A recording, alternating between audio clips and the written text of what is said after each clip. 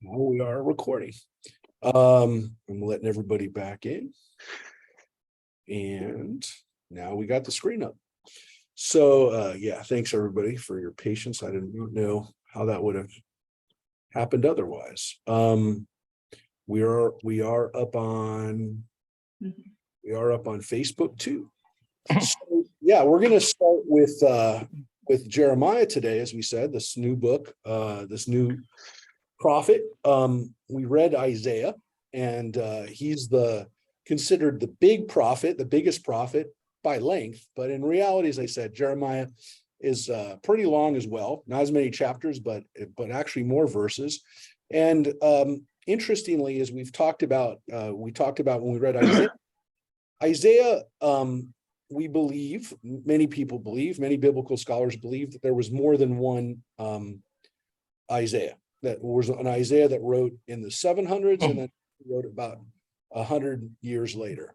Not so with Jeremiah. We believe that the book of Jeremiah was the words of Jeremiah, and we actually are going to have Jeremiah kind of testify to how the book came about and how his prophetic career not only was established, because we oftentimes will hear the prophet called by God, but we don't often hear is how the prophet wrote the book, which is kind of what we have in Jeremiah. And as I mentioned, we believe that Jeremiah's scribe, the guy who wrote down this book for him, was actually, this guy Baruch, was actually one of the most important editors and contributors to the Bible.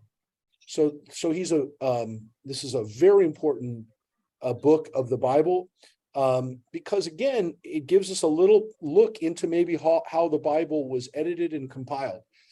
And again, not the only editor, not the only person who kind of wove together books, but we also believe that Jeremiah was responsible. His words, his testimony is also found in what we call the Book of Lamentations. And so the Book of Lamentations that we traditionally read at Tisha B'Av, it's part of the writings. It's the story of the destruction of Jerusalem from those who were there. We believe that Jeremiah also wrote that. That's based on Jewish tradition. And it's also based on the fact that the books are very, very similar language, similar words, almost completely universally believed that Jeremiah wrote both books. There's also a possibility that other parts of his writings are found, or his school or his writers or his editors like Baruch also contributed to other parts of the Bible, including even the book of Kings, or at least the parts of Kings that talk about the destruction of the temple. There's a consistency, and there's a language similarity and a point of view that seems very, very similar. So according to tradition, Isaiah, the first Isaiah, or the early part of the book of Isaiah wrote as the first temple was standing, and while the people of the north were being destroyed by the Assyrians, and while the Assyrians were attacking Judah, the people in the south. So Isaiah wrote, the first Isaiah at least wrote over this period. And then we have this group of kings that come after Hezekiah, like Manasseh, Ammon, Josiah. And it's during this period that Jeremiah lives, also Ezekiel. So according to tradition, Jeremiah starts writing right about this time, during the time of King Josiah.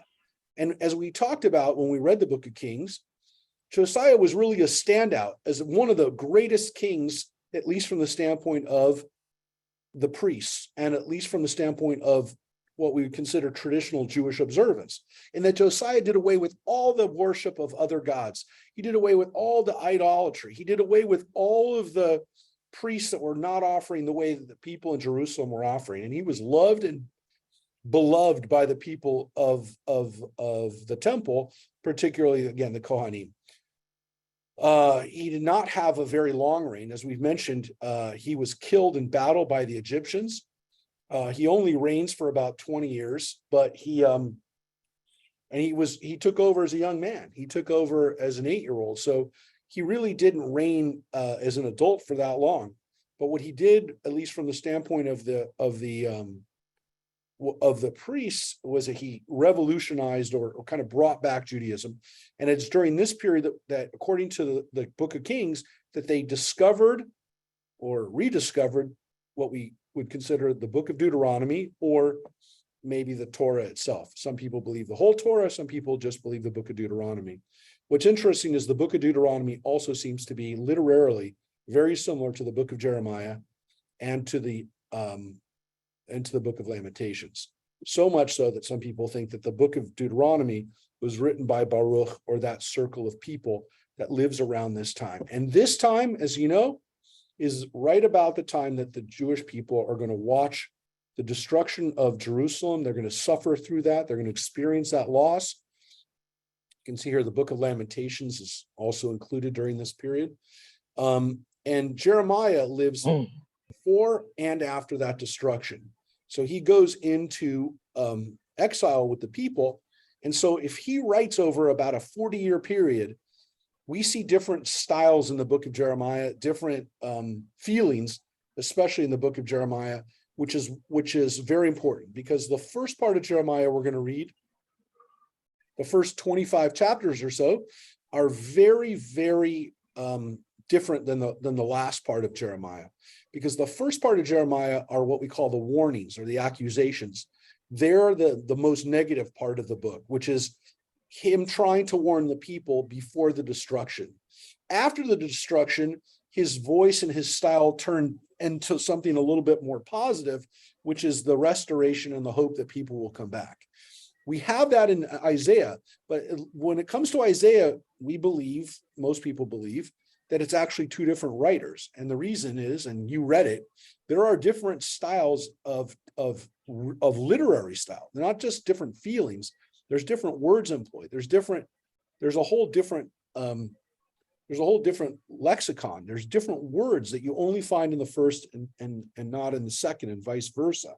So not so with Jeremiah. We believe that there's a consistent voice across the book of Jeremiah, but it reflects a person who witnessed the destruction. And now, while his warnings weren't heard, he's now going to now have to comfort the people and help them in the next phase of our existence, which is life after the destruction.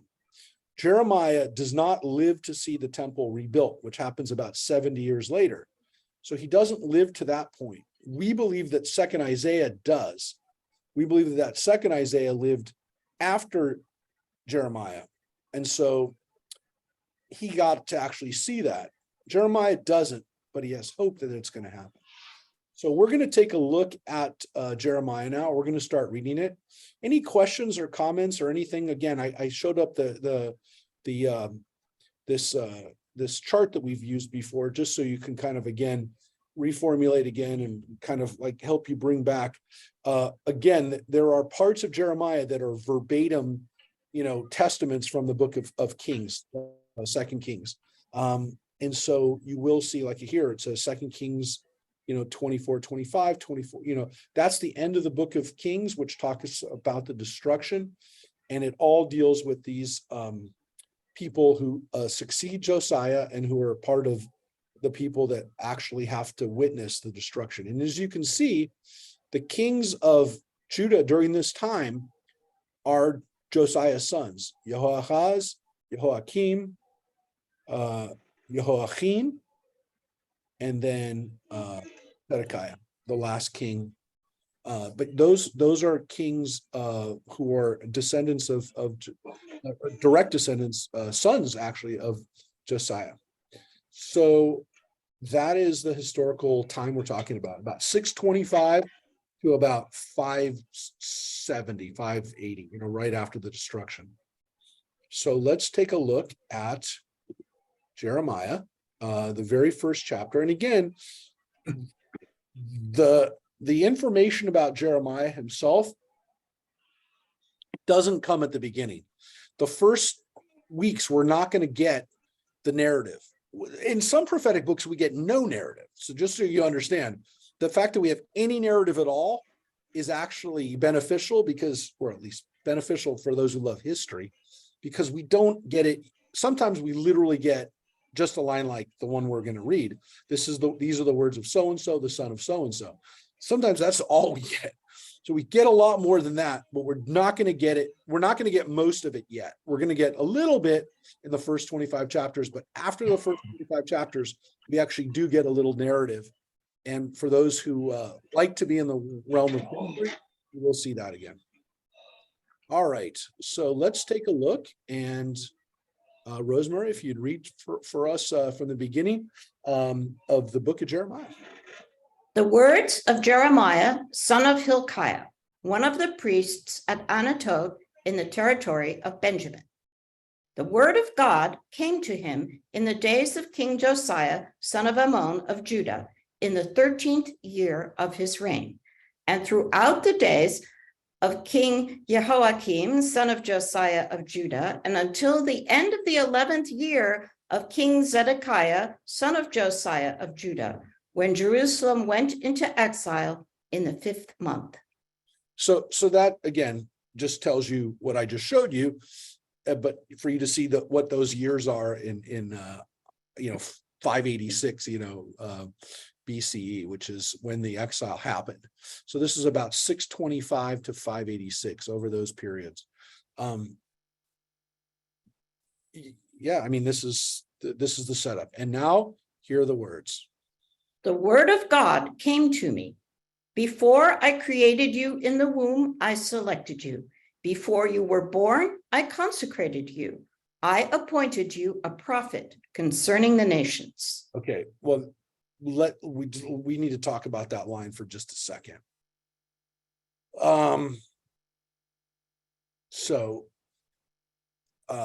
The introduction, the word of God came to me. We hear that when the prophet starts to talk sometimes.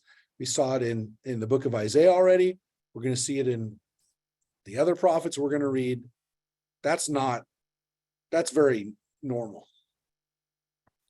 This next line is also, on one hand, very normal, but it's also, for some people, not normal at all.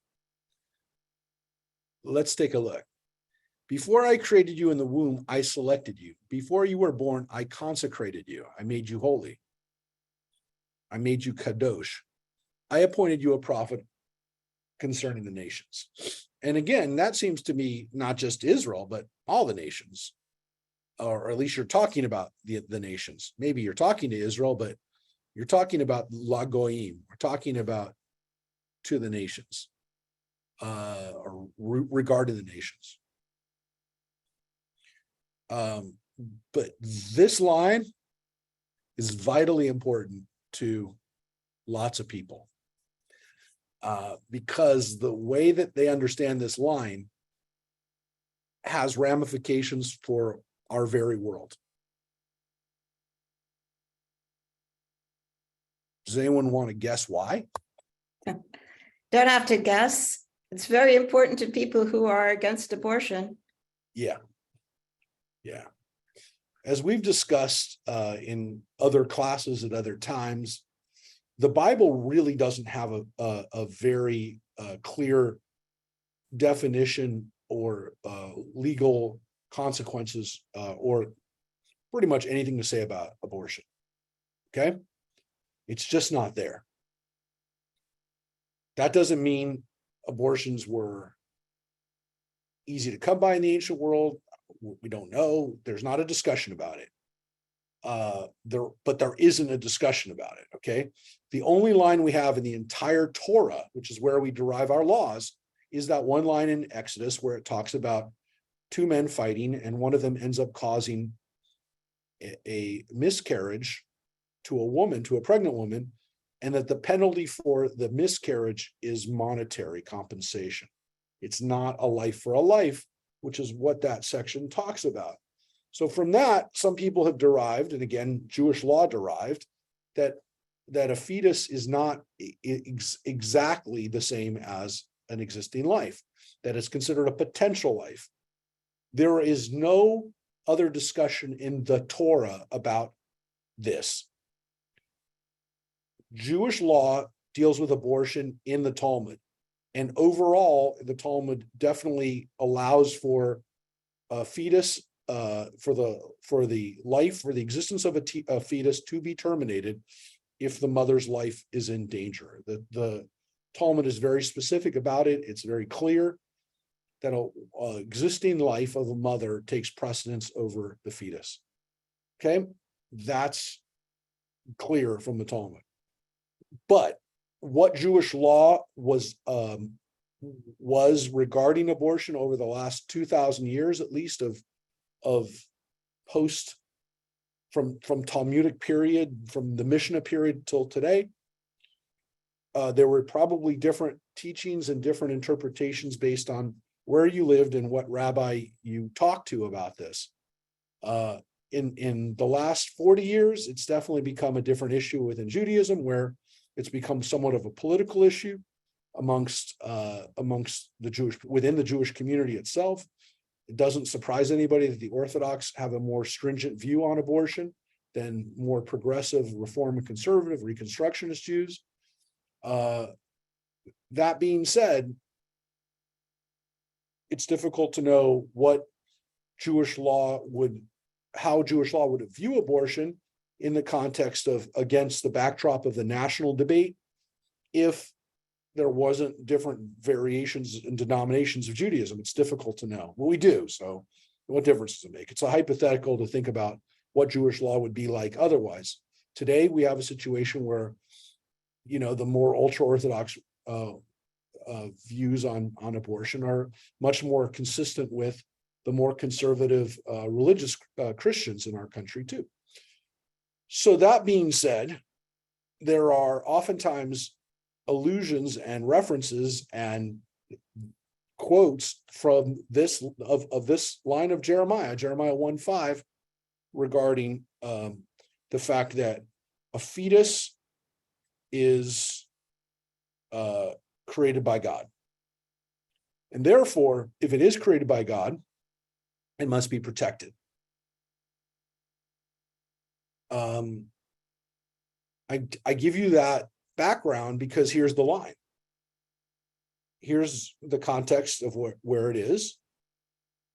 And all I can tell you is it probably won't change your view one way or the other on the issue of abortion. But understand that this line is taken out of context to oftentimes be in this debate. And the reason I say take it out of context is because clearly the purpose of this is not to make a legal distinction of what a fetus is, and whether or not Jeremiah believes that, abortion, what his views of abortion were.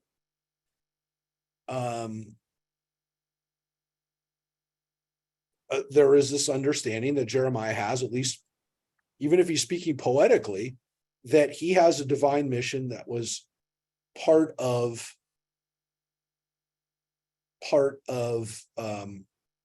God's plan.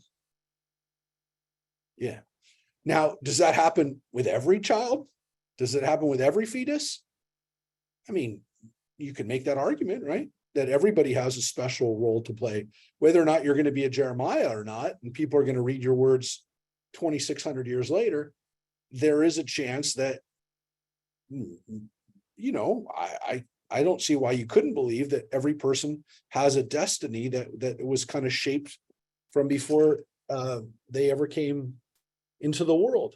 What's interesting here, though, is that even before they were in the womb, before Jeremiah was in the womb, he was selected for that mission, which seems to imply that God actually creates a soul, or at least creates a mission, before he even puts that soul into a fetus.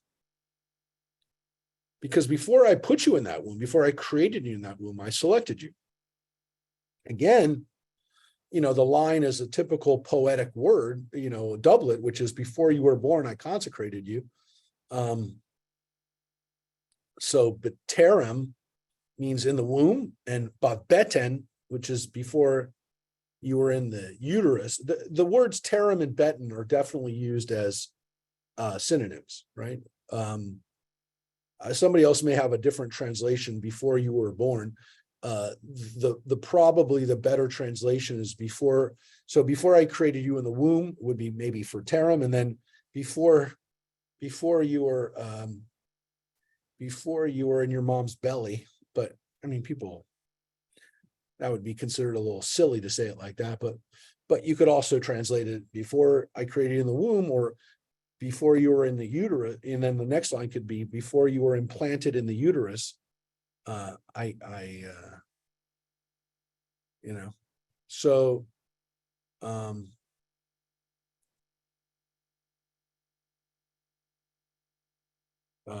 does anybody have a different translation for this that they wanted to share? Before I created you in the womb, I selected you. Does anybody have a different translation? Okay. So Glory's not on, Rabbi. all right. So that is yeah, I'd be interested to see what her translation said. But I can bring it up. But the reality is that this line, and what I'm telling you and why we're spending a little time talking about it, is because you need to see it. Because there are very few lines of the Bible that are invoked more from the standpoint of how do they fit into our world and our politics today than this line. So the weird thing is that I don't know that anyone ever imagined. I don't know that Jeremiah or Baruch or any of the people who were living 2,600 years ago could have ever imagined that people would be carrying these words on a sign out in front of, the Capitol building today, but they do. And so, I'm bringing it to your attention so that you see it, so that it registers in your head. So the next time you see it or hear somebody say this, they quote Jeremiah 1:5, that you know what we're talking about. So this is the way Jeremiah's prophecies begin. This is his first prophecy. I mean, this is his like introduction, and what he says, God said to him, right? God told him this. This is what God told him. So again, there's on one level, I think there's a beautiful idea here, which is that all of us, or some of us, I hope all of us, have a purpose here that we were created with into this world. Hey, Rabbi. Yeah. Now that you bring it up and you're spending some time on it, let's see if we can dissect it, right? Because you have to kind of take all three lines together. Mm-hmm. You really can't take line one Nope. and keep it separated, right? Because to me, it makes no sense when it comes to the bad actors all through history, right? So you can't just be selective. Interesting. Not you. No. I agree with you. So you're right. So because you could read it like, line 1, line 2, and then line 3. I appointed you a bad actor concerning all nations throughout history. Oh yeah. Yeah, no. Essentially, you can make that argument that, why couldn't a Hitler say the same thing? There are people who do say that. Yep. Well, there are. But this idea that I'm going to keep saying Isaiah because it'll take me a while to get into Jeremiah, but there is this feeling that, when it comes to somebody who has a good thing to do in this world, that, we celebrate the fact that they were put into this world for a reason. You're right, because normally we only invoke this when we're talking about the people that we want to remember in a good way. And again, Jeremiah says God said this to him, but does God say it? Does Jeremiah believe this because he believes, or God believes that, he's here for a reason, and a really important reason, which you can make the argument then Jeremiah is, not everybody gets this, right? Not everybody is going to be blessed or put into this world to do to do God's work. That maybe, again, this is an unusual situation, that this is a unique situation. That's a possibility, right? That is a possibility. But it's not, if it applies to everybody, then it does apply to, then it could apply to every, or I guess by consequence, it would apply to every fetus that exists, and actually pre-fetus. I'm not gonna, I can't tell you, whether I believe it's, Jeremiah talking about himself, or he's talking about, by implication, every person in the world. I will tell you this: there's actually a bigger, or there's even a deeper understanding, or mystical understanding of this, which is that in essence, every soul that exists is waiting for a body to come into. And this is actually a Kabbalistic idea, in the sense that we see it first. The Kabbalah uses this text as well as a basis for this idea, which is that there is a hall of souls, and that each body is waiting for that soul to be implanted into it. When it's in the body, it's waiting for a soul to get it to come into that body, and then that's part of what God does, is he implants a soul within a body, which is kind of, again, goes back to some of the ideas in the Kabbalah, but even pre-Kabbalah into the Talmud, where there's this idea that's what God does. So from this standpoint, kind of like the modern equivalency would be that your parents create your body, right? You are a creation of your parents' DNA, their genetics, their physical body, but the soul part of it comes from God. Now that's like based on these ideas that God actually puts the soul inside the body. And again, there are teachings that there's a finite number of souls, that eventually we come to the end of the world when there are no more souls left in the Hall of Souls, which, by the way, there was a movie that came out about 35 years ago with Demi Moore, called The Seventh Sign, which was a modern day apocalyptic movie.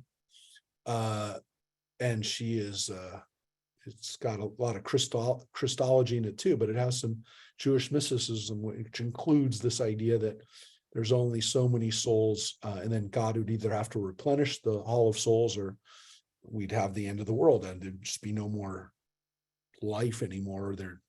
The cycle would be over to some extent. However, whatever that means. So there is that other teaching from this too, which is that God puts the soul in the body. Kind of like GOT's Hall of Faces. Yes.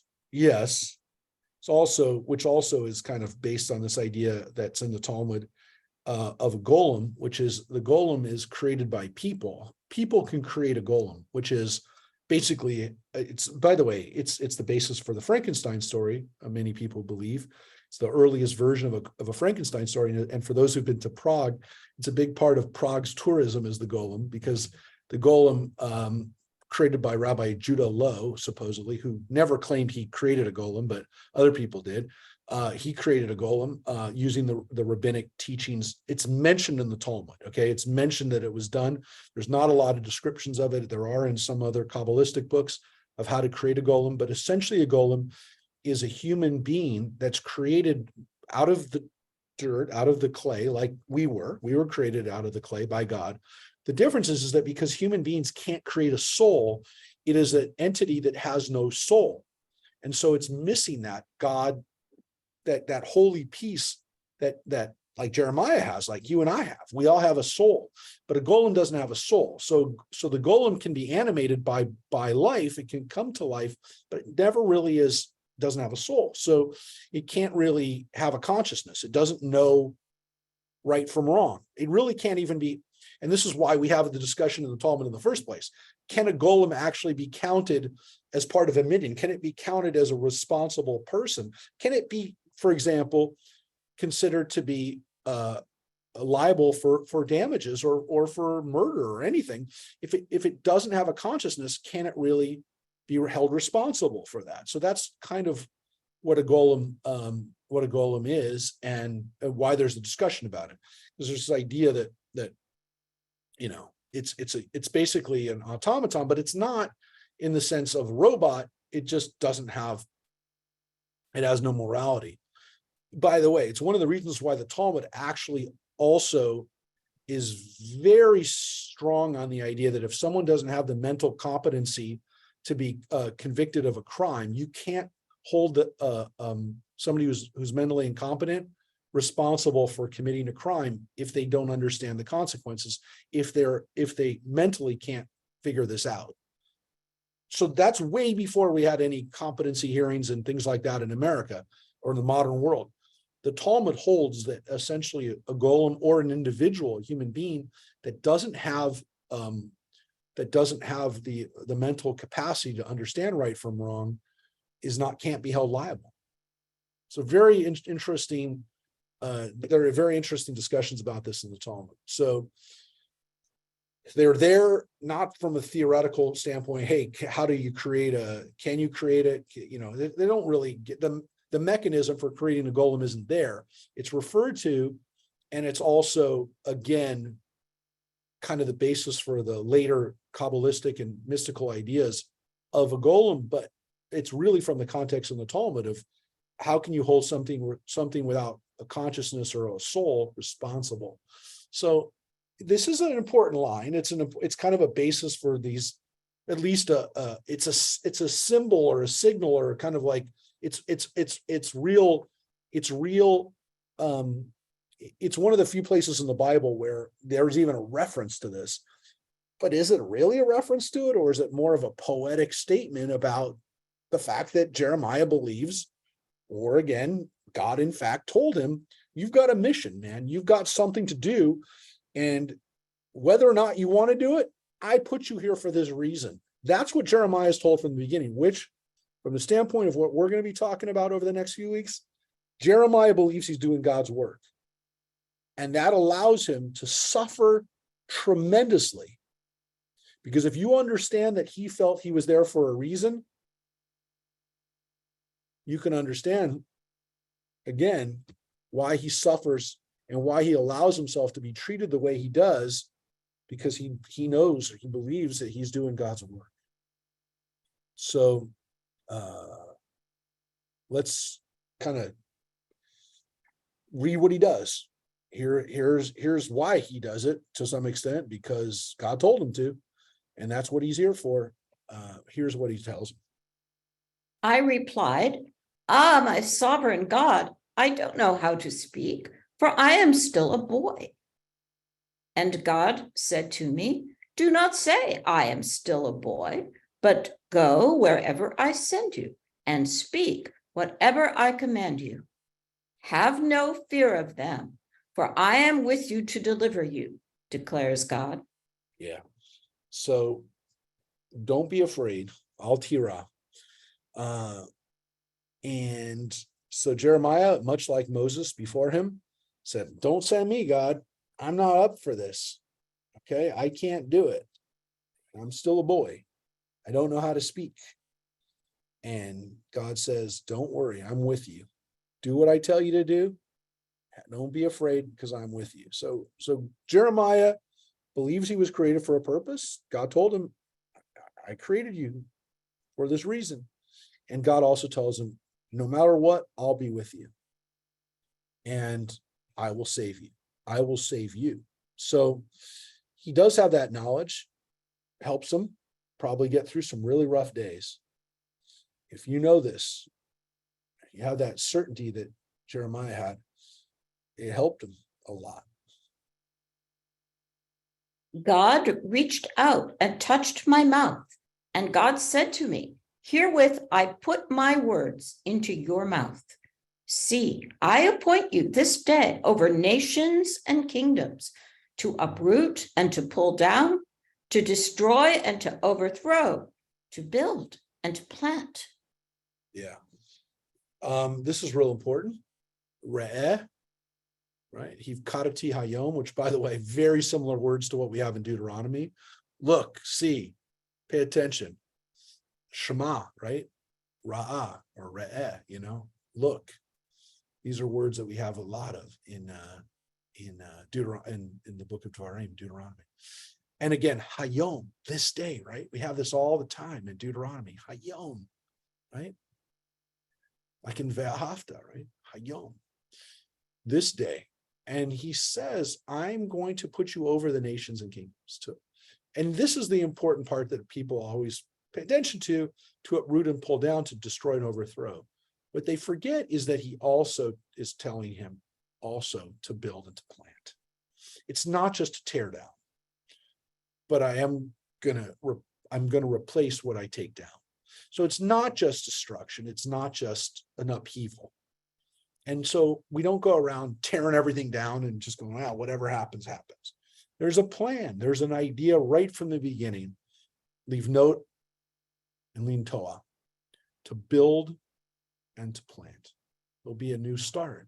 So don't just think it's here to destroy. That's really important. All right. The word of God came to me. What do you see, Jeremiah? I replied, I see a branch of an almond tree. God said to me, you have seen right, for I am watchful to bring my word to pass. Yeah. So we're going to have this a lot. You're going to see it where Jeremiah, God says, what do you see, Jeremiah? And Jeremiah will be given a vision, right? And I will point out when we get to the visions, they're play on words. And so unfortunately, the words are in Hebrew. And if we don't explain what just happened, you miss it.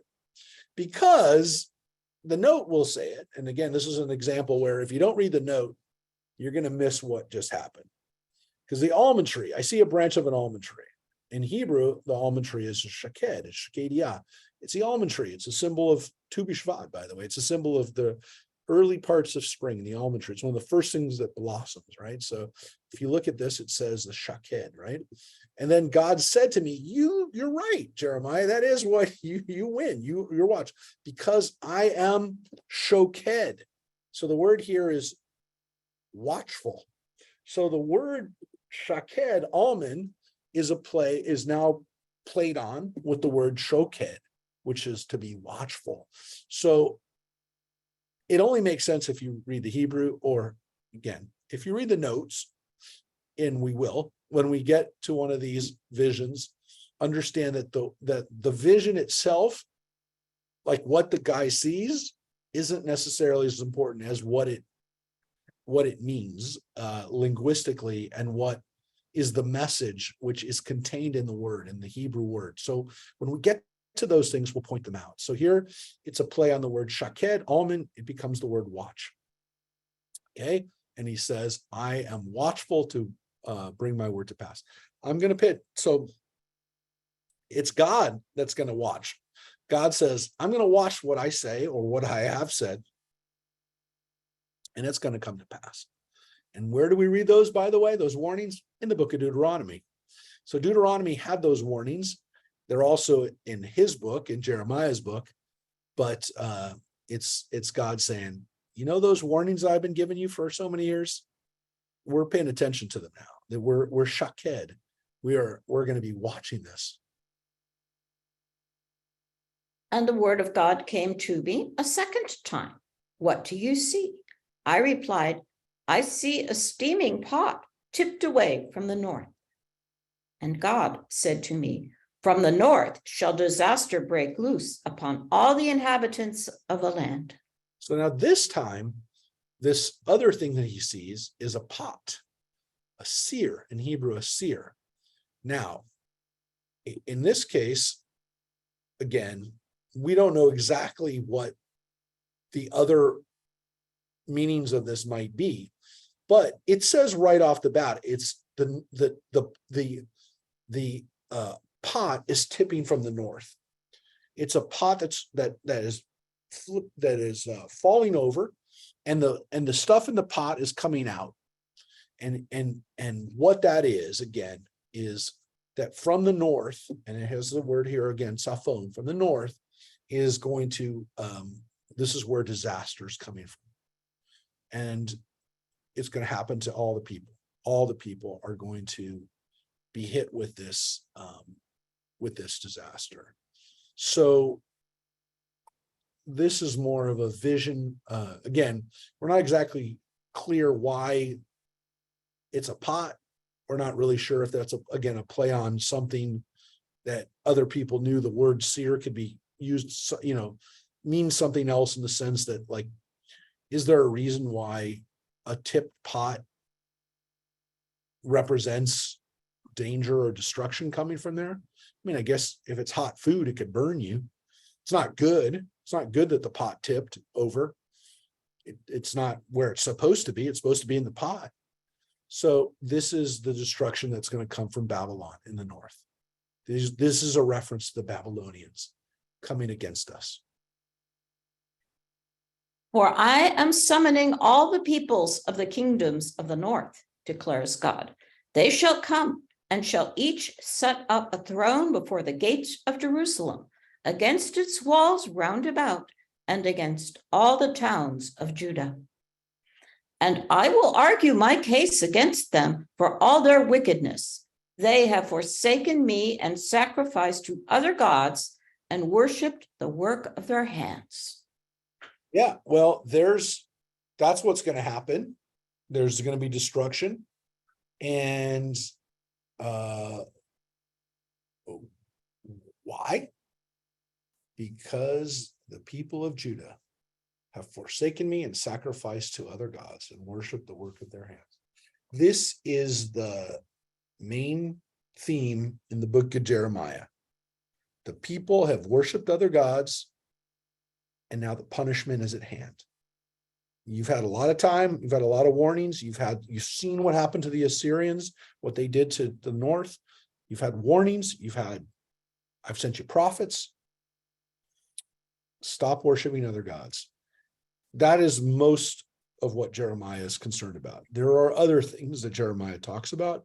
These are the things that he's the most upset with, which is the worship of other gods. There's other ethical things that the people do that he has an issue with, but it's so much less than this issue, which is worshiping other gods.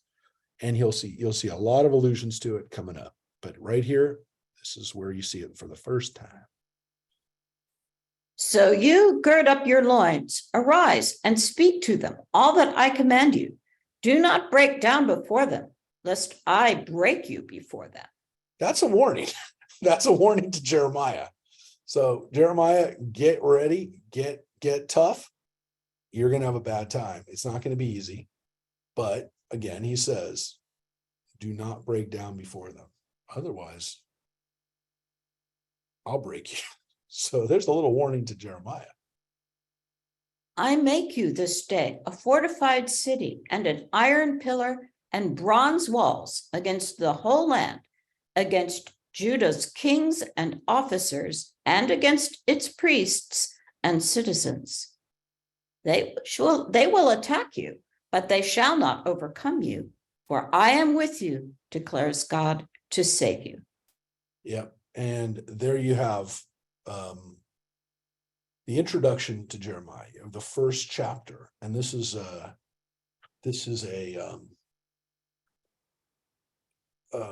least the way Jeremiah says it. He knew from the very beginning it was going to be a tough road. God warned him right off the bat, it's going to be tough. But he also tells him, don't be afraid. Rosemary, you still good, or do you got to get Rosemary? No, I got to leave. Thank you, everybody. And Good luck, Rosemary. see you next time.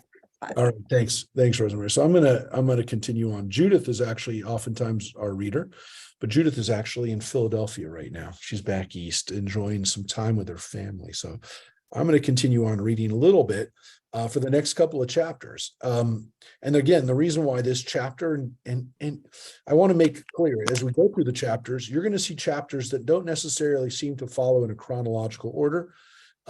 Probably, again, because the editing in this was probably intentional, was that at least the first chapter makes sense as kind of an introduction, but it does not tell us necessarily, again, how Jeremiah's life was happening at that point, but just the fact that, again, that his mission, he was called by God and serve and to deal with, again, what will not be an easy life. But as we see, these accusations and these warnings against Judah, we're going to see them in these first chapters. Probably for the next few weeks, you're going to see these chapters. So again, very similar to what we see in some of the other prophets as warnings. Jeremiah, though, feels like this is it. I mean, we're up against this. This is crunch time now. This is there's no time to mess around anymore. And in some cases, he's literally saying it's too late, which is very unusual for prophets to essentially say it doesn't matter now. But you will get that in Jeremiah. The word of God came to me saying, go proclaim to Jerusalem, thus said God, I accounted to your favor the devotion of your youth, your love as a bride, how you followed me in the wilderness in a land not sown. Israel was holy to God, the first fruits of God's harvest. All who ate of it were held guilty. Disaster befell them, declares God. So this is actually a set of verses that we actually made their way into the Haggadah, because it tells us that when we were in the wilderness, that God took care of us, right? God did take care of us and God did defend us. God also hurt us when we got out of line. But here's an idea that at least in the wilderness, we were protected by God. And God kind of took care of us as a bride. We were the bride to God. We were God's responsibility, and God took care of us. Now, this is an important analogy and metaphor, because as the bride, an unfaithful bride is somebody who's engaged in adultery, as we know from the Bible and from the Talmud later on, is responsible for a very serious crime, one that, by the way, is in the Ten Commandments. So God protected us like a bride in the desert. That's kind of the positive way. For those who are reading the book of Numbers now, we also could say it wasn't always a great relationship. If using the bride analogy, we were messing up even then. We were playing around even in the desert, and we were not really obeying. Hear the word of God, O house of Jacob, every clan of the house of Israel. And again, here we have the word Shema, Shimu, right? Hear, very similar to Deuteronomy. Thus said God, what wrong did your ancestors find in me that they abandoned me and went after delusion and were deluded? They never asked themselves, where is God who brought us from the land of Egypt, who led us through the wilderness, a land of deserts and pits, a land of drought and darkness, a land nobody had traversed, where no human being had dwelt. I brought you to this country of farmland to enjoy its fruit and its bounty, but you came and defiled my land. You made my possession abhorrent. Right? So got you through the wilderness, it got you through the desert that people don't normally get through, brought you to this land, right? And you already heard. They never asked themselves, where's God? They abandoned us. So what did they do? The priests never asked themselves, where is God? The guardians of the teaching ignored me. The rulers rebelled against me, and the prophets prophesied by Baal and followed what could do no good. So again, all the people who were responsible, who should have known better, the priests, and here it says the guardians of the teaching, which is interesting. Is that different than the priests, or is that a synonym for the priests? Are there guardians of the teaching who actually were teachers, like proto-rabbinic forces that kind of like should have been teaching the law? Again, it says the Kohanim, and it also says the rulers. And it also says, even the prophets were prophesying for other gods. Oh, I will go on accusing you, declares God, and I will accuse your children's children. Just cross over to the Isles of Kittim and look. Send to Kedar and observe faith carefully. See if aught like this has ever happened. Has any nation changed its gods, even though there are no gods? But my people has exchanged its glory for what can do no good. Right? So God says, do other nations leave their God? Do other nations ever do this? Who does this? He says, my people have left me for nothing. They've left me for no gods. They've left me for things that don't work. And he says that unlike other nations, they don't leave their gods. Now, what's interesting about that statement is, while that may or not be true, once a country was destroyed by another nation, they don't worship the other nation's gods. That's what normally happens.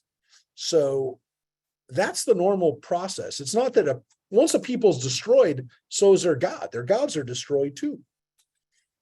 But if you go to the Kittim, which are the Isles of Crete, the Isles in the Aegean, and out to Kedar, out to the opposite direction, any direction you go, do people do this? Right? He's asking rhetorically. Be appalled, O heavens, at this. Be horrified, utterly dazed, says God. For my people have done a twofold wrong. They have forsaken me, the fount of living waters, and hewed out for themselves cisterns, broken cisterns that cannot even hold water.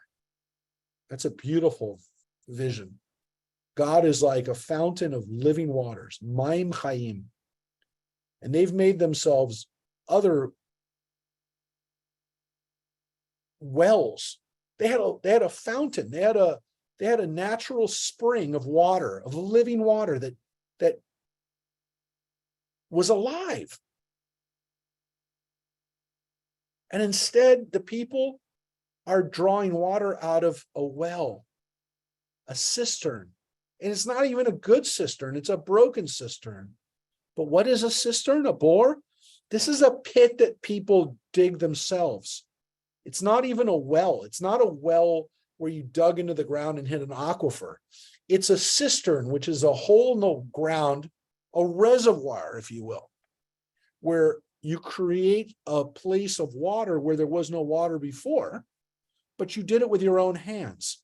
And of course, if you're going to do that, you have to do it in a way that's going to hold the water. And of course, if you're doing it yourself and you covered it with plaster, the plaster can crack, and then the water can't even be held in the cistern. So this is an artificial water source. I'm a natural water source. I'm a natural source of life, and you created yourself an artificial source, which isn't even going to work. And it's a beautiful. Again, the illusion is not necessarily. Doesn't work with us because we get our water out of a tap, right? We get our water out of a sink.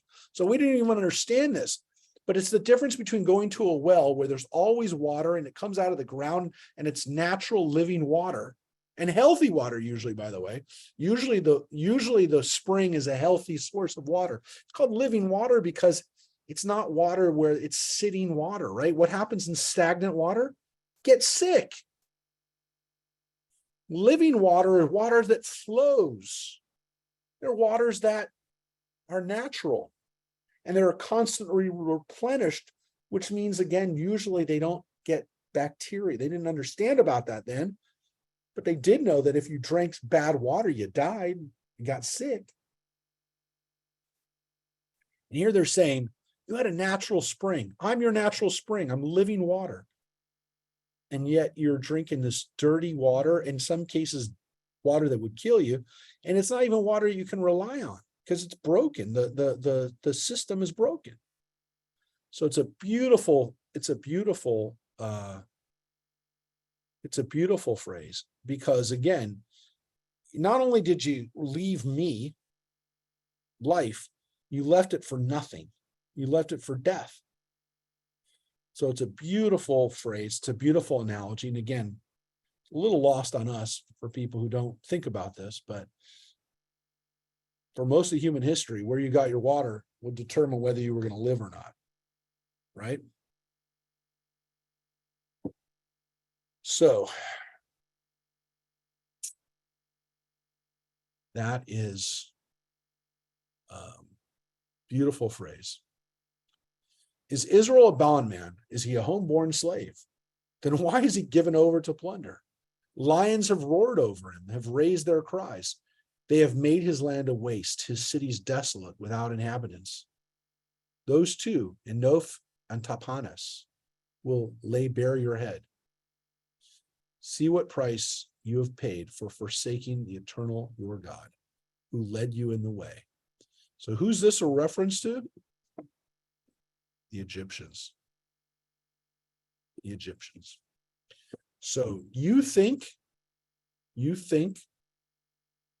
that you're going to live based on your relations with the Egyptians? No. That's also folly. That's also ridiculous. So look at where you've gone. Look what's happened to you already. Look what's happened to you. What then is the good if you're going to Egypt to drink the waters of the Nile? And what is the good if you're going to Assyria to drink the waters of Euphrates? Right? So you're going to go to Egypt for help. You're going to go to the Assyrians, their big rivers, right? The Nile or the Euphrates. That's not water you can live off of either. To use that analogy, to use that vision or metaphor, imagery of water, those aren't good waters either. Those aren't good waters.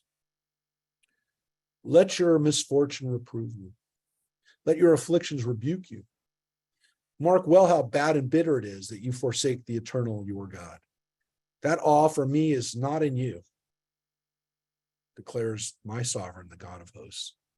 And again, this is kind of a refrain that we get from Jeremiah a lot, right? You should know better. You should learn from what's already happened to you.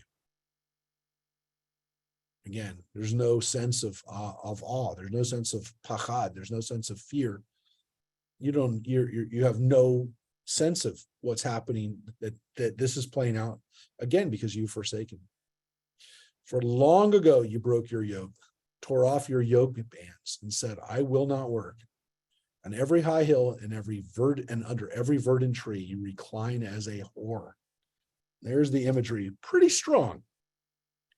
And it's also imagery of somebody who is not doing their work, the work of doing for God, right?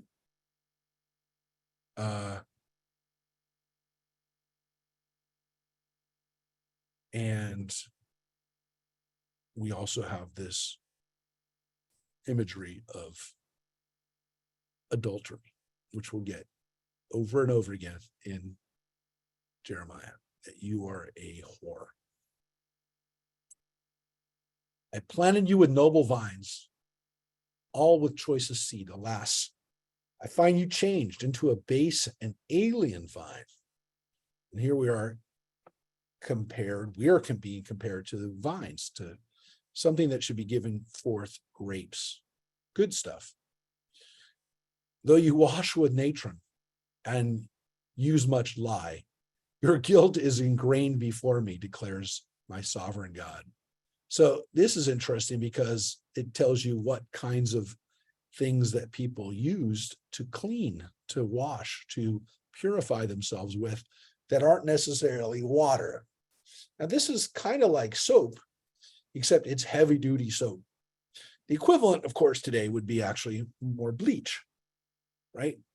When you wash with bleach, you realize that most of us don't wash with lye anymore because it tears off our skin, but it's heavy duty cleaning. And it's saying you can't scrub this clean, right? What you've done, you can't scrub clean. Can't use even lye. It's ingrained. Your guilt is ingrained. It ain't coming out. How can you say I am not defiled? I have not gone after Baalim. Look at your deeds in the valley. Consider what you have done, like a lustful she-camel, restlessly running about, or like a wild ass used to the desert, used to the desert, snuffing the wind in her eagerness, whose passion none can restrain. None that seek her need grow weary. In her season, they'll find her.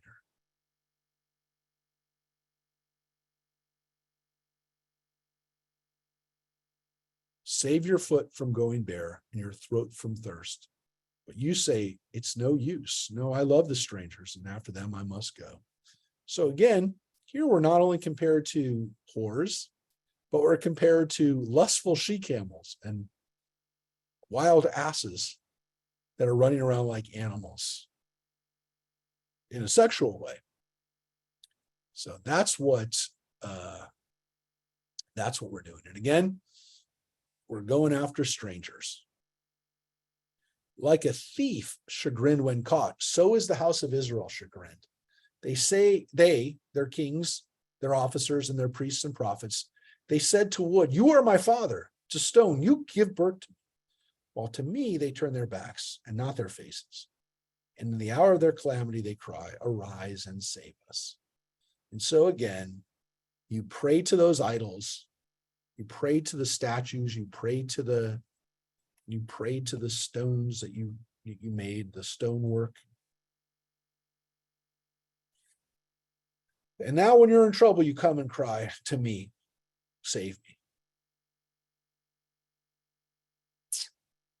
And where are those gods you made for yourself? Let them arise and save you, if they can, in your hour of calamity. For your gods have become, O Judah, as many as your towns. Why do you call me to account? You have rebelled against me, declares God. To no purpose did I smite your children. They would not accept correction. Your sword has devoured your prophets like a ravening lion. O generations, behold the word of God. Have I been like a desert to Israel, or like a land of deep gloom? Then why do my people say, we have broken loose? We will not come to you anymore. Can a maiden forget her jewels, a bride her adornments? Yet my people have forgotten me, days without number. Again, you've forgotten me. You've forgotten God, right? You've forgotten the relationship that we have. How skillfully you plan your way to seek out love. Why, you have even taught the worst of women your ways. Moreover, on your garments is found the lifeblood of the innocent poor. You did not catch them breaking in, yet despite all these things, you say, I have been acquitted. Surely God's anger has turned away from me. Lo, I will bring you to judgment for saying I have not sinned. So you claim you haven't done anything wrong, but of course you have. And this stuff has been planned out. This wasn't some accidental situation where you started worshiping other gods. No, you planned it out. How you cheapen yourself by changing your course. You shall be put to shame through Egypt, just as you were put to shame through Assyria. And again, don't rely on the Egyptians. Don't rely, you thought the Assyrians were going to help you. The Egyptians aren't going to help you either. Just like the Assyrians couldn't help you, the Egyptians can't help you. From this way too, you will come out with your hands on your head, for God has rejected you. Reject those you trust. You will not prosper with them. And so again, this message, don't think that the Egyptians and just like the Assyrians, they can't get you out of this. The gods that you worship, they can't get you out of this. You're going to be punished for it. So the second chapter, which again is the end maybe of another warning. This warning again as we've already seen, has this message of not trusting, not believing in God, not following God, not worshiping God. But also included in this was your political alliances are failures. And this is an important idea that we're going to see in Jeremiah, which is that Jeremiah basically says the Babylonians are unstoppable. Trying to ally with somebody against the Babylonians is wrong. Doesn't mean he likes the Babylonians, doesn't mean that he trusts the Babylonians, but what he does say is you can't trust anybody else. And this will be one of the messages that he has. The irony is that the Egyptians, the people that we left, that we were slaves and the people that we ran away from during the time of Moses, are the people that his contemporaries are running to. And he doesn't like it. He doesn't trust them. He doesn't like them from a historical perspective, clearly, but he also just doesn't trust them in their current form. And this is, again, hundreds and hundreds of years later. We're talking about 600 years after Moses. It's like, it doesn't matter. To trust them it's just going to be a downfall. What's interesting, of course, about Jeremiah is that people don't listen to him, but more importantly, or maybe not more importantly, but more ironically or more tragically, his own people, Jews, capture Isaiah, kidnap him, and take him down to Egypt when all this goes to hell. When Jerusalem is destroyed, Jeremiah doesn't go to Babylonia. He doesn't go into exile there. He doesn't wait it out in Israel, in Judah. He gets taken to Egypt. And it's pretty clear he don't like the Egyptians. So he had at least spent part of his life in Egypt. That's tragic, ironic, sad, all those things. It's just bad. And it's terrible that Jeremiah had to do that. All right. We'll read chapter 3. The word of God came to me as follows. If a man divorces his wife and she leaves him and gets married to another man, can he ever go back to her? Would not such a land be defiled? Now, you have whored with many lovers. Can you return to me, says God? So,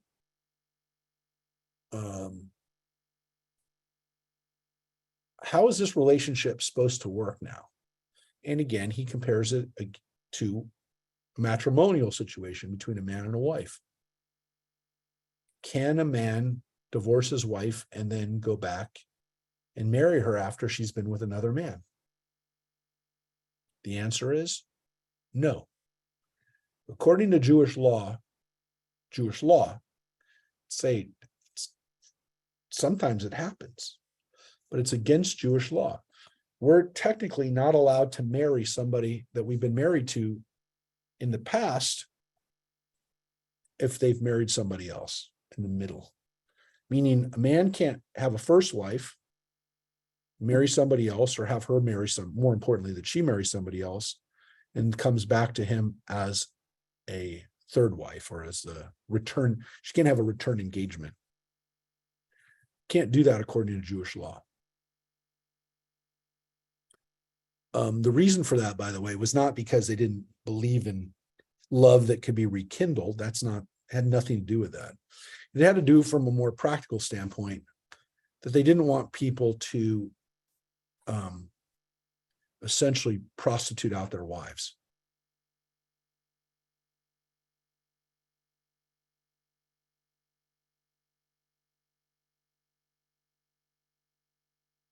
You understand? If you saw a guy, for example, knew he was wealthy and told your wife, hey, divorce me, go marry that guy, take his money, and then come back.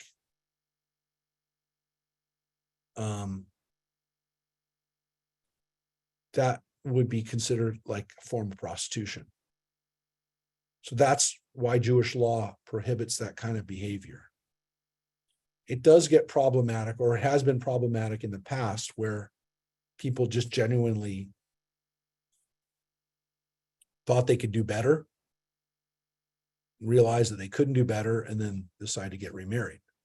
Normal kind of thing. Well, not a normal kind of thing, but you could understand it being a thing. And nowadays, people definitely are with someone, break up with them for a while, and then go back to being together. They're not necessarily married yet, but they've gone through a breakup, and then get back together. From the standpoint of Jewish law,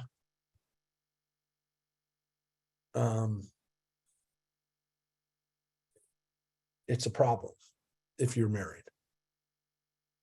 But then again, Jewish law doesn't really allow for people to have premarital sex, or it doesn't take into consideration premarital sex, because once you have sex with somebody, you would have been married to them anyways.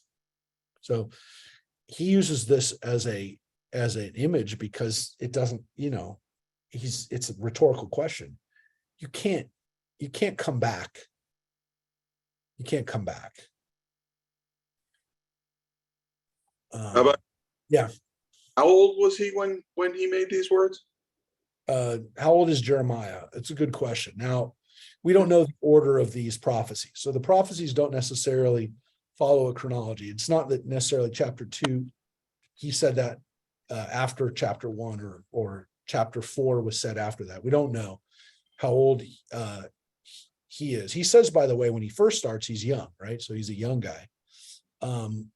So if it was right after, then he's still a young guy when he's doing this. We don't know exactly how old he was when he starts. Was he in his 20s? We don't know. It I'm seems just saying that the words are pretty harsh if he's a young guy with these, right? Oh yeah. They're not only that, they're no matter what. Well, I should say no matter what. Well, whatever the order of the sayings is, he's definitely saying this to people who are older than him, right? So he's definitely talking, and we'll see it later on when we actually get a description of how he did this, because there is actually a description of how at least he did some of his prophecies, which we don't get from the other prophets, by the way. So this is something we didn't get it from Isaiah. He was definitely talking to people who were older than him, who should have known better. So that probably didn't go down very well.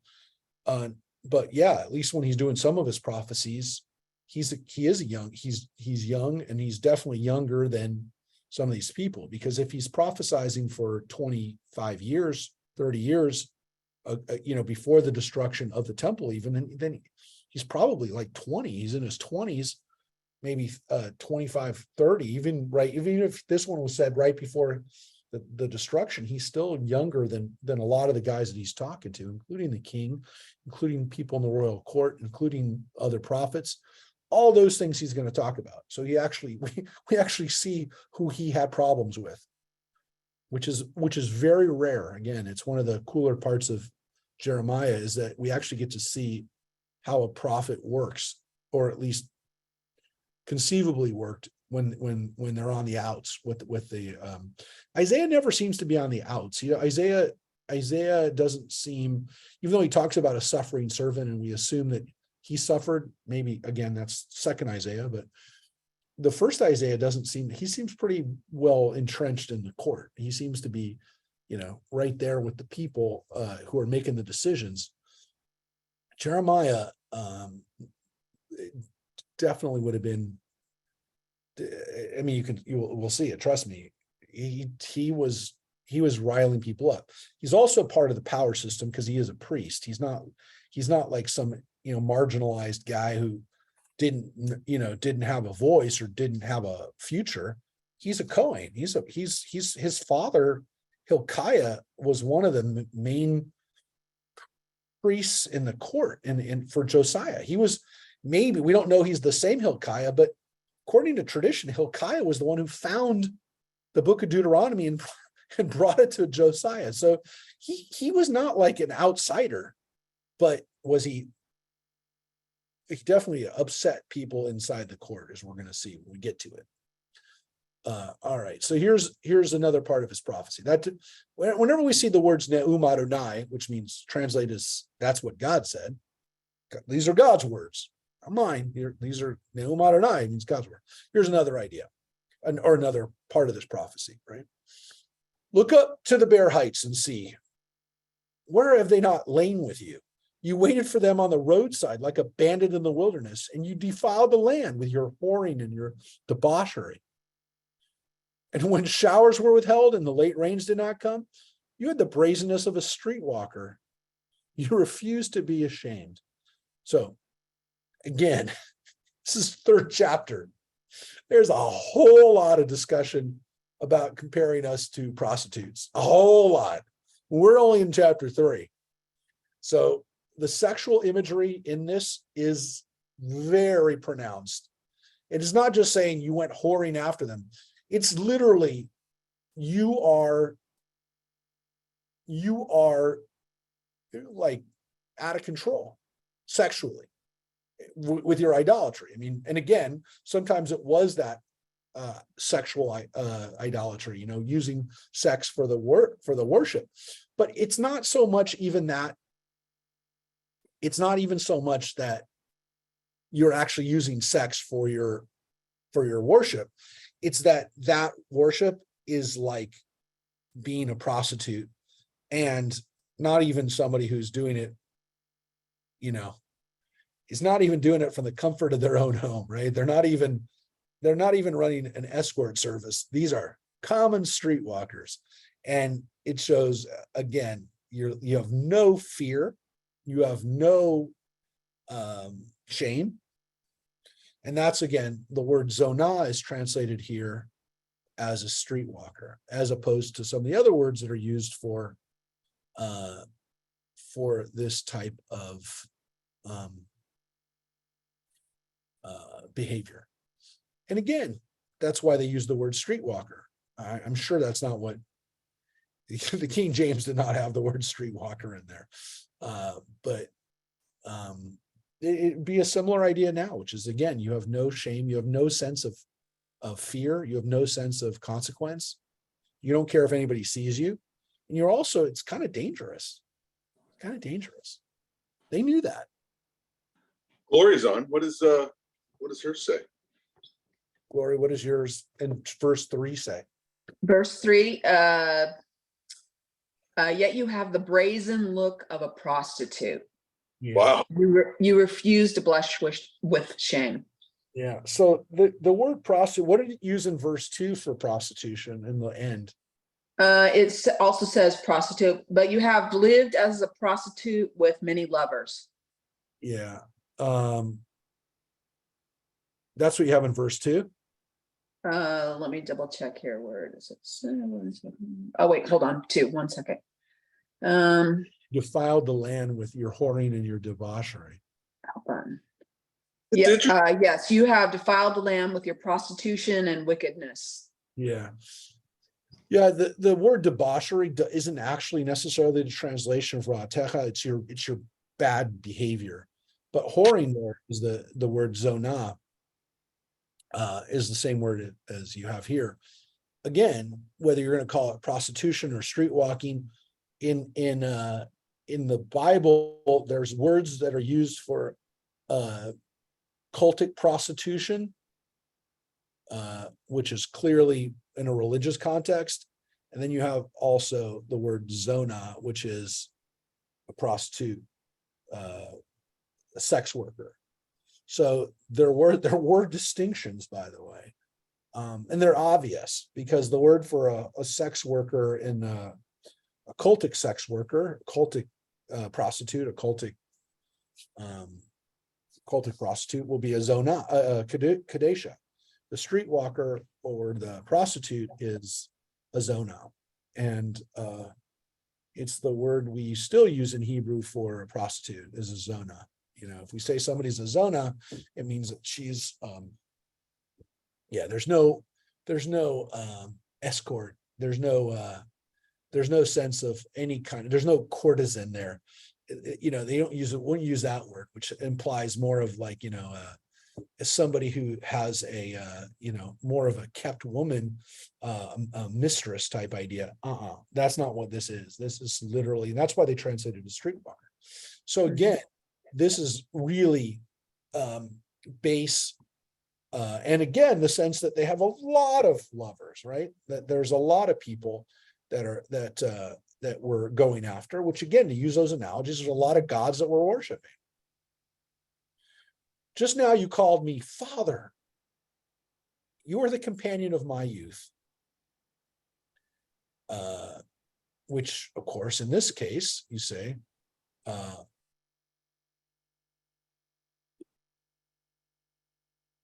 the sense of we're calling God Father. Does one hate for all time? Does one rage forever? That is how you spoke. You did wrong and had your way.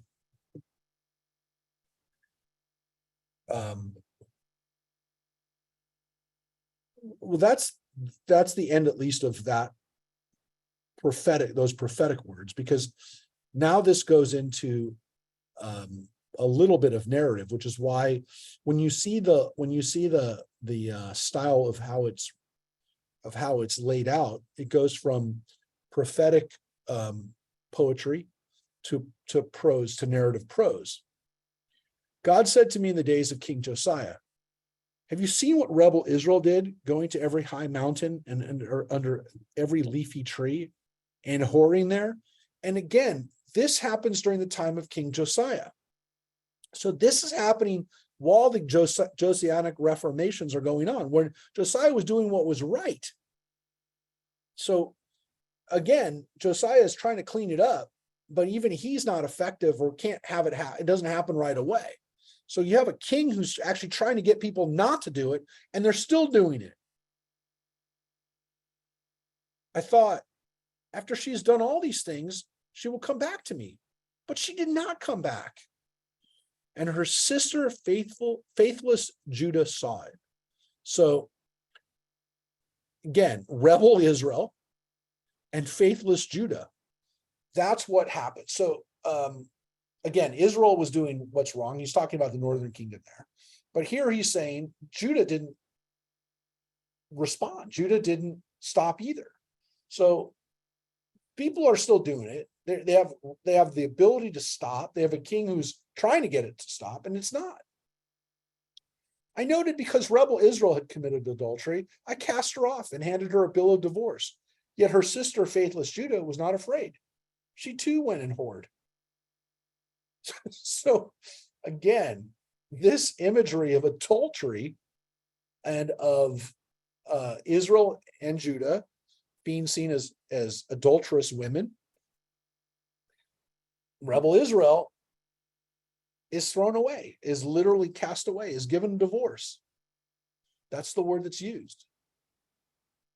I gave her, here it doesn't say a get, it says a sefer kritoteha. This is the bill of separation, a bill of divorce. They're exiled, they're gone, they're done. She's gone. Israel's gone. And Judah should have been afraid, but she wasn't. Indeed, the land was defiled by her casual immorality. Again, the words zinotah, this is the word for zina, as she committed adultery with stone and with wood. And after all that, her sister, faithless Judah, did not return to me wholeheartedly, but insincerely, declares God. So again, this is all written out as prose. This is all written out not as God's words, but there are God's words, but it's not written out in poetry. This is God kind of speaking to Jeremiah, not necessarily with words that you're supposed to say to somebody else. It's kind of God explaining what's going on. This is what's happening. Okay. And it does end with declares God. And again, this is again God saying to me, not to say to necessarily repeat this to other people. He's doing it right now. But this isn't like God told me to go out and tell everybody this, go out into the street and tell people this. He's telling us that God said this to me. God said to me, rebel Israel has shown herself more in the right than faithless Judah. Go make this proclamation toward the north and say, turn back, O rebel Israel, declares God. I will not look on you in anger, for I'm compassionate, declares God. I do not bear a grudge for all time. Only recognize your sin, for you have transgressed against the eternal your God, and scattered your favors among strangers under every leafy tree, and you have not heeded me, declares God.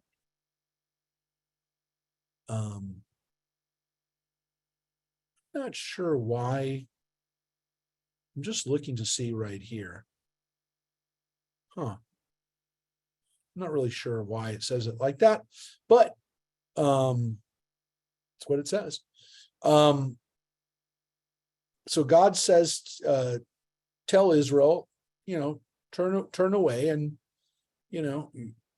I'll forgive you. Turn back, rebellious children, declares God. Since I have espoused you, I will take you, one from a town and two from a clan, and bring you to Zion. And I will give you shepherds after my own heart, will pasture you with knowledge and skill. So he's basically telling them, I'll bring you to the south. I'll bring you to Zion, the people of the north. And when you increase and are fertile in the land, in those days, declares God, people shall no longer speak of the ark of the covenant of God, nor shall it come to mind. They shall not mention it or miss it or make another. Now, what just happened? Right? Now, he's going to continue. At that time, they shall call Jerusalem throne of God, and all nations shall assemble there in the name of God at Jerusalem. They shall no longer follow the willfulness of their evil hearts. In those days, the house of Judah shall go with the house of Israel. They shall come together from the land of the north to the land I gave your ancestors as a possession. So both Israel and Judah will come together, and they'll be in Jerusalem, and they'll all worship God, and everything will be okay. But look at what it just said. People shall no longer speak of the ark of the covenant of God, nor shall it come to mind. They shall not mention it or miss it or make another.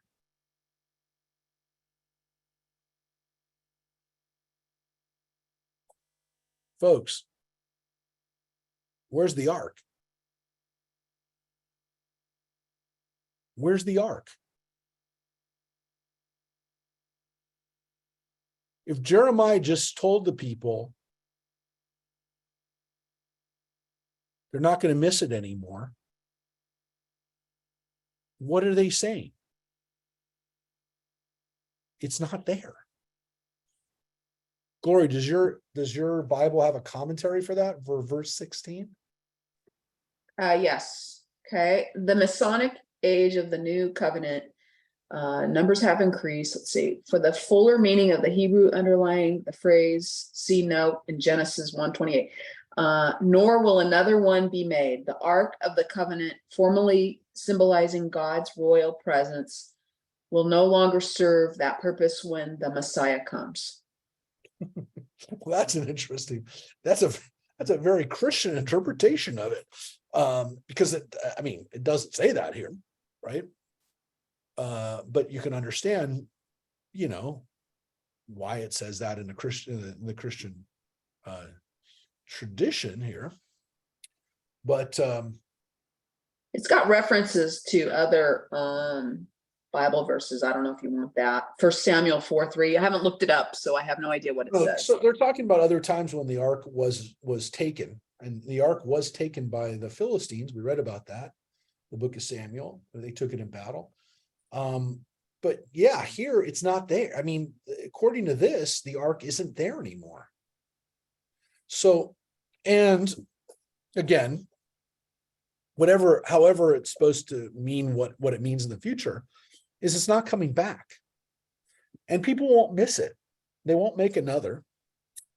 They can't really make another because it's not going to have the Ark of the Covenant in it. The Ten Commandments won't be there in it anymore. But it isn't coming back. By the way, when you say there, I'm getting Tuesdays and Wednesdays timelines a bit confused. Yep. Are we wandering with Jeremiah? No, Jeremiah is talking about it in Jerusalem. So what we do know is that the ark was taken during the time of Josiah. Mhm. Okay? So during the time of Josiah, he went to war against the Egyptians. The Egyptians took it. Pharaoh Sheshach took the ark. We know it. So we know when this was written. We know that this is written after this prophecy. Well, this prophecy is most likely written during that time when the ark was already gone, which means that by the time the Babylonian, why I'm drilling on this is that it means by the time the Babylonians came in and destroyed the temple and destroyed the building where it wasn't there. Meaning the Babylonians didn't take it because the Egyptians had already taken it and it wasn't there, which is why the movie Raiders of the Lost Ark, the first one, the actual Raiders of the Lost Ark, not the Indiana Jones franchise, which we always call them Raiders of the Lost Ark movies, but it's the Indiana Jones series, which of course the fifth one is coming out, right? In the first one, they found the ark in Egypt. The reason they found it in Egypt was because the Bible tells us that the Egyptians took it, which means it wasn't there for the Babylonians to take. Of course, the Ethiopians, as we've talked about, they believe they have the original ark, that they actually took it during Solomon's time, and they took the original one, and the fake one got left behind, so it never got taken to Egypt, or it couldn't get destroyed or taken away because it was already taken. They had it, and they still believe they have it. But according to this, at least in the book of Jeremiah, you don't have to worry about it. It's not going to be a problem because people will not miss it. They'll be able to be there and not miss it. Look, Jeremiah was right. When the second temple was built during the Persian era, right, about 70 years later, when the Jews returned home and started building the temple, they built the second temple. The second temple never had the Ark of the Covenant in it. No one ever said it did. They knew it wasn't there. It wasn't like they built it and said, oh, we're going to get the Ark back. Wherever the Ark went, by the time that second temple was built, they believed this too. Everybody believed it. And they believed the second temple was holy, even though it didn't have it. Now, did they believe it was as holy as the first temple? Probably not. Jews never seem to have been as sure about the second temple as they were about the first, because the first temple, we believe that God's presence was there. We're never sure that in the second temple, God's presence is ever really there. The rabbis say it was. It's not like they say it wasn't there, but there is this understanding that the ark wasn't there, that the same level of presence, let's say, was there. They never say that God wasn't there. I'm not saying that they didn't think it was holy. They did think it was holy. They thought it was the only place in the world that was like that was Jerusalem. But they knew that the ark wasn't there. They knew that there was a different type of presence there than there was during their time. And these words, to some extent, did come true. I mean, it came to pass. And the people of Israel who were exiled, some of them did come back and live with us in the land of Judah. And we don't know who's from what tribe anymore. So not everybody who came back from exile was probably from Judah. I mean, we know Benjaminites were part of it. We know some of the other people that were in exile still knew what tribe they were from. So it seems as though that this happened, right? It seems as though when the people came back, they lived in Judah. It was called Judah by the Persians, that territory, and they didn't have necessarily the whole area during the whole time it was under the Persians, under Jewish control. There was Samaritans controlled part of the land, and Phoenicians controlled part of the land. There were still people in the coastal areas that were not Israelites, mostly Phoenicians. Philistines are gone by the Second Temple period. They're not Philistines anymore, but there are there are other people living in the land. There are Idumeans and Arabs, Proto-Arab groups, Nabateans. But during the Persian period, there is this understanding that everyone who was from Israel or from Judah could live together in that land and pray in Jerusalem, and they could at least religiously have power over them, over their community. So that's what's interesting about that line, is that at that time they called Jerusalem the throne of God, and all nations shall assemble there in the name of God at Jerusalem. They shall no longer follow the willfulness of their evil hearts. And so they're not going to be worshiping other gods, right? In those days, the house of Judah will be together, right? And here's what we'll finish off with this part. I have resolved to adopt you as my child. And again, this is all considered to be not in the poetic style of the prophecy. That's why it's written like this in these justified sentences. I had resolved to adopt you as my child, and I gave you a desirable land, the fairest heritage of all the nations. And I thought you would surely call me father and never cease to be loyal to me. Instead, you have broken faith with me as a woman breaks faith with a paramour, O house of Israel, declares God. Now, I will tell you, the imagery goes back and forth here between being a child and being a spouse, particularly, actually, a wife. So there is a little bit of mixed imagery between being a child and being a spouse, wife. Yeah, there is a little bit of that. Hark, on the bare heights is heard the suppliant weeping of the people of Israel, for they have gone a crooked way, ignoring the eternal their God. Turn back, O rebellious children, I will heal your afflictions. Here we are, we come to you, for you, O eternal one, are our God. And it's a beautiful line that we also use at the high holidays. Shuvu bani, return rebellious children. Surely futility comes from the hills, confusion from the mountains. Only through the eternal our God is there deliverance for Israel. But the shameful thing has consumed the possessions of your ancestors ever since our youth, their flocks and herds, their sons and daughters. And look at this, a boshet, a contemptuous substitute for Baal, right?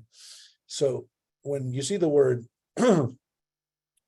boshet, which is why it's a capitalized word for shameful thing, the word busha means embarrassment or shame. It's a place where they did not want to use the name of the god, of the foreign god, of Baal. So when you see that in the Bible, you see the word boshet, it is a substitute for the word Baal. Right? How do we know that? How have you seen that already? Well, King Saul had family members. And they had, let me show you.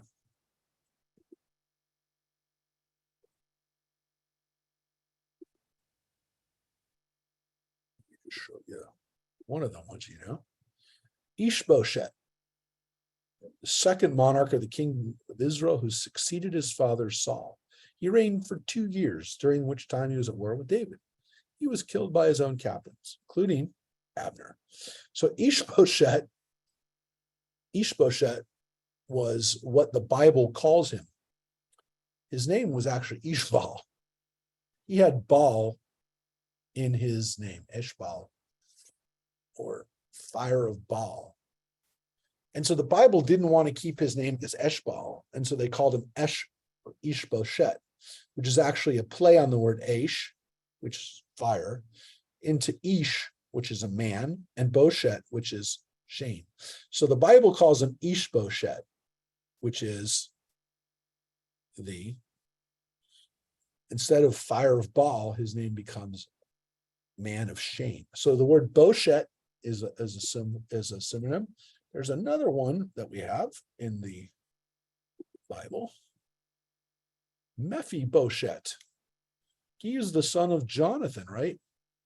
He's the one who was crippled, unable to walk. The reason I say cripple because, well, it's the biblical word that they use for him, but his legs are crushed and he's unable to walk.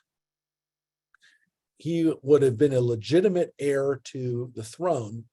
And as we read in the book of Samuel, he is kept alive by David and kind of, well, he's the son of Jonathan, his friend, but he's also kept alive because he can never be king. But his name was also Meribah. That was what he was known as. That's what he was named. But the Bible calls him Mephibosheth, which again, every time we see this word Baal used in a positive way, the Bible is going to flip it and turn it into a bad word, into Bosheth. So that is why when we see the word Bosheth, it's a place where Baal was used and they didn't want to use the word. So instead they call him Bosheth, shameful thing. In the last paragraph, last part of this, these words, by the way, from Cole, these are written in the biblical poetry. So let's read the last paragraph. Let us lie down in our shame, let our disgrace cover us, for we have sinned against the eternal our God, we and our ancestors from our youth to this day, and we have not heeded the eternal our God. That's what the people are saying. So whether, again, everyone is saying that, whether Jeremiah is saying that on behalf of everybody, there is this understanding that, again, that we've screwed up. And so the sexual imagery continues even to this last verse, this last chapter, because the word that's used here, this idea of disgrace, has as its sense a sense of sexual disgrace. But it does use the word again, Boshet, again here, which is shame. The word bevashtenu in our shame and our embarrassment, but it's also our disgrace. What glory does your translation have for let our disgrace? In verse 25, what does it say? Let us lie down in shame and let our disgrace cover us. Yeah, it's the same. It's the same. Yeah, it's the same. Exactly. It's the same. And again, there is a sense, I don't know if your note says that, but again, it's a sense of being, feeling a sense of sexual, of being disgraced or feeling a sense of disgrace. Well, It doesn't say, it just says the Hebrew for this word is translated as shameful gods. yeah. We still call it today the walk of shame, but that's the sense of this, which is that they understood this. But this at least recognizes that they know that they've sinned, that they've done something wrong. And so this kind of ends with that idea. So I will tell you, we'll read next week, chapter 4 returns to a good, well, there's hope. But overall, again, these first chapters of Jeremiah deal with the fact that he's trying to get the people to do better. There are some places where he's already given up, where like Jeremiah is saying it's too late. Like you can't fix it. The best you can hope for is that one day it'll get better. And so that's why he, unlike some of the other prophets, where again, and even in some places where he says, we're going to read, you can fix it. There are other places where Jeremiah pretty much says it's too late. The best we can do is hope that, eventually God will call us back home and we'll suffer, but the suffering will undo, but we have to go through the suffering. Like the suffering's, it's too late. Our punishment is on its way. We're going to have to suffer, but it'll be okay. But sometimes he does still say like it can be avoided. But overall, again, what makes Jeremiah a little harder is that, well, it's too late. We're going to have to suffer it, but it'll be okay after that. Like, because people don't want to hear that. I mean, nobody ever wants to hear, well, it's unavoidable. It's going to happen. Nobody ever wants to hear, well, it's too bad. The crunch is going to happen. It's going to happen. It's inevitable, but it'll get better. I mean, to use the stupid analogy, at some point, property values are going to go down. At some point, the market will constrict. At some point, you keep saying that it doesn't happen, but eventually home prices will go down, but they'll go back up again because they went down in 2009 and they all went way back up. So it's just really bad if you have to sell your house at that point. But people, it's going to happen. No one ever wants to hear that because they all want to hear, no, it's not going to happen. The constriction won't happen. Oh, it'll happen. Hopefully, again, you'll live through it and you'll come out the other end. But people don't want to hear it. They never want to hear that the bad part is unavoidable at this point. And again, it seems as though we haven't changed that much, and that we never want to hear that the bad stuff is going to happen, because we want a way out. We always want the way out. And when someone tells you, well, it's too bad, there's no way out. You're gonna eat. It's gonna be bad, and then it will get better. Nobody wants to hear that. They want to hear, how do I get out of this? How do I avoid this? So that's the tough part about Jeremiah. Why it's a little bit harder in some cases to stomach than that, because he says it, and it's not a different person saying it. It's not like where Isaiah, where we had a different Isaiah writing at one point, and then a different Isaiah coming back to say, we're going to return. It's all going to be okay. It's not two different people. It's one person saying this. And how do we know that? Well, we don't know for sure, but it definitely seems that way. And very few people say there's more than one hand at work in Jeremiah, that there's a consistency across it that most of us say, wow, that's actually really well written. And it was written with intention, and it was edited and worked on by somebody who actually didn't assemble pieces willy-nilly and just say, well, we got these parts and they kind of go here, maybe we'll put them here and then we'll put this here, which again, we do have that little sense, and even we saw it a little bit in Isaiah. Here, it's not like that. Here, there's an intention, and even though it's not chronological, it's very willful and it's very well done. And it seems as, again, that these people that worked on Jeremiah, that worked for Jeremiah or worked with Jeremiah, really knew what they were doing. And they created a book that's an amazing compilation of prophecies with narrative around it that also is there is no prophetic book like Jeremiah. All right, folks, greetings again from Houston. We will be online again next week. We'll be online next week, but following week we'll be in person. But next week on again, I can't even believe this. It's going to be May 30th. We will be on, and we'll see you online tomorrow night as well. So take care, everybody. Thursday night we will be at Congregation Beth Shalom at 6 p.m. for our Shavuot celebration and time together. It was in the e-blast. But just to remind everybody, we are doing it together again, as we've done for many, many years. But we hope to see you for Shavuot in person as we celebrate receiving the Torah. And also, by the way, some people have a tradition of lighting a Yizkor candle for Shavuot. We'll also give out those to people that night too, if they want a Yizkor candle for Shavuot. It is one of the traditional times of Yizkor too. Hey, Rabbi, did you see the Material Girl is going to the Holy Land for Shavuot? No, No. Yeah. Jerusalem Post. Wow. Wow. Yeah, she's a trip.